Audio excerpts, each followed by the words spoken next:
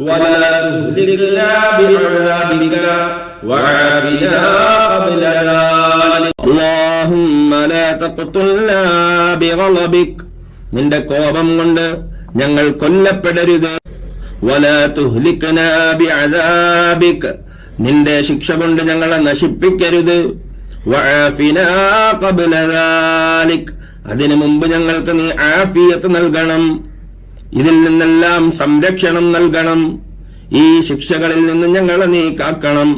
ഈ ദുആ ആദരവായ റസൂലുള്ളാഹി സ്വല്ലല്ലാഹു അലൈഹി വസല്ലമ തങ്ങൾ ഇടിമിന്നൽ ഉണ്ടാകുമ്പോൾ ചെയ്തിട്ടുള്ള ദുആ ആണ്.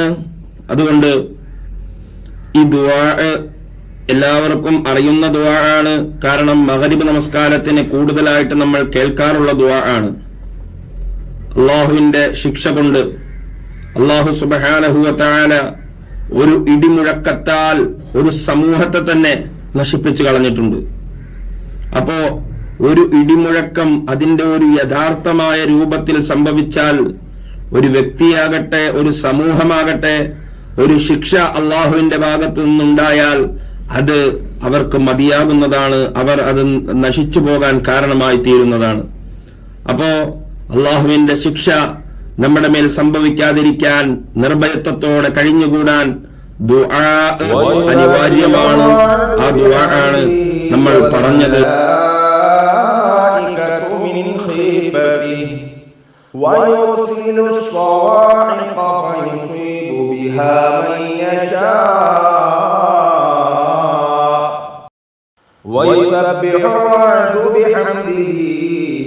ഇടിനാദം അല്ലാഹുവിനെ സ്തുതിക്കുന്നതോടുകൂടെ അല്ലാഹുവിനെ വാഴ്ത്തുകയാണ്, തസ്ബീഹ് ചൊല്ലുകയാണ്.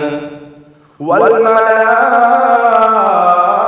മലായികതു മിൻ ഖീഫതി മലായികത്തുകളും തസ്ബീഹ് ചൊല്ലുകയാണ്.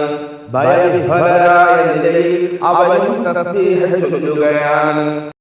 വയുസിനു സ്വാഇഖ ഇടിതീകളും അയക്കുന്നത് അവനാകുന്നു. ഇടിതീകൾ ഇടിനാദം മാത്രമല്ല, മിന്നൽ പിണറുകൾ അയക്കുന്നത് അല്ലാഹുവാകുന്നു. ഫയശീബു ബിഹാ മൻ യശാ അല്ലാഹു സുബ്ഹാനഹു വ തആല ഉദ്ദേശിക്കുന്നവരിൽ അവൻ അത് സംഭവിപ്പിക്കുന്നു. ഇടിതീയും അഥവാ മിന്നൽ പിണറുകൾ അത് ആരെയാണോ അല്ലാഹു സുബ്ഹാനഹു വ തആല ഉദ്ദേശിക്കുന്നത് അവരെ അത് ബാധിക്കുന്നു. ഹുവല്ലദീ യുരീകുമുൽ ബർഖ ഖൗഫൻ വ തമഅ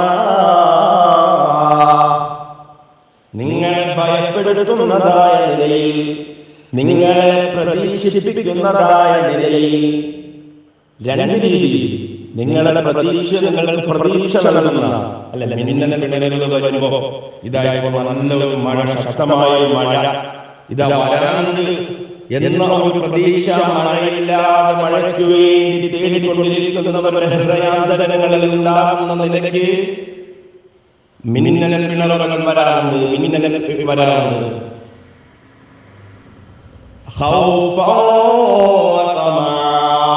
നിങ്ങളെ ഭയപ്പെടുത്തുന്ന നിലയിലും നിങ്ങൾക്ക് പ്രതീക്ഷ നൽകുന്ന നിലയിലും മിന്നലുകൾ അയക്കുന്നത് അല്ലാഹു ആകുന്നു.